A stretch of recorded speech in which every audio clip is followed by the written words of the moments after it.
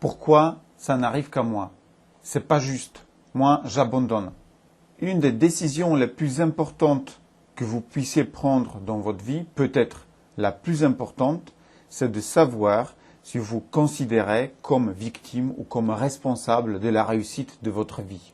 Dans ce livre, Plus jamais victime, Pierre Pradervant nous confirme ce n'est pas mauvais d'être victime, ni bon d'être responsable. Ce sont des étapes à travers lesquelles nous passons tous. À un moment donné de notre vie, on a tous été un jour victime. C'est une attitude que l'on a tous eu un moment. L'auteur nous fait comprendre que l'attitude de victime nous dessert et qu'il est important de ne pas se considérer comme victime. Victime ou responsable, je choisis. Si vous vous intéressez à ce sujet ou les sujets de l'apprentissage, alors abonnez-vous à notre chaîne pour recevoir plus de vidéos. Il vous suffit de cliquer sur « Je m'abonne » et vous cliquez sur la petite cloche en bas de l'écran. Être victime, l'auteur le perçoit comme un non-choix, c'est le laisser-faire. Être responsable, c'est « Je choisis où je veux aller, ce que je veux faire de ma vie ». L'auteur explique clairement comment différencier le comportement de victime par rapport à celui de responsable.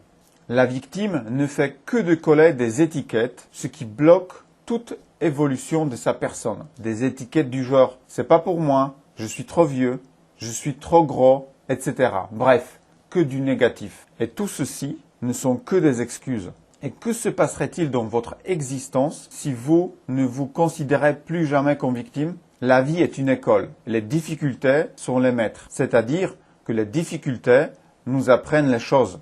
Des choses sur nous-mêmes. Il ajoute que ces leçons nous font grandir, nous aident à être mieux avec nous-mêmes, puis avec les autres. Être responsable, c'est rendre sa vie beaucoup plus agréable.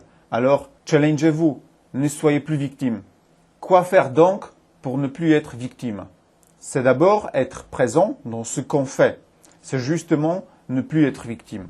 C'est d'être pleinement conscient. C'est la maîtrise de nos actes. C'est de décider de ce qu'on va faire lorsqu'on rencontre des petits ou même de gros soucis de la vie. C'est d'être optimiste, ne pas se laisser aller dans les pensées négatives, mais voir les choses du côté positif et aussi rationnel. C'est d'extraire du positif même dans les moments difficiles. À l'inverse, se poser des limites, c'est se rendre victime. Et cela va toucher aussi l'apprentissage. Est-ce que vous êtes capable de réussir tel ou tel examen? Est-ce que vous êtes capable de rendre un tel ou tel travail? Est-ce que vous êtes capable d'apprendre un nouveau métier?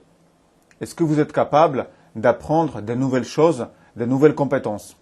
Et vous, que faites-vous pour ne plus être victime? Laissez un petit commentaire en bas de cette vidéo pour partager vos expériences. À bientôt.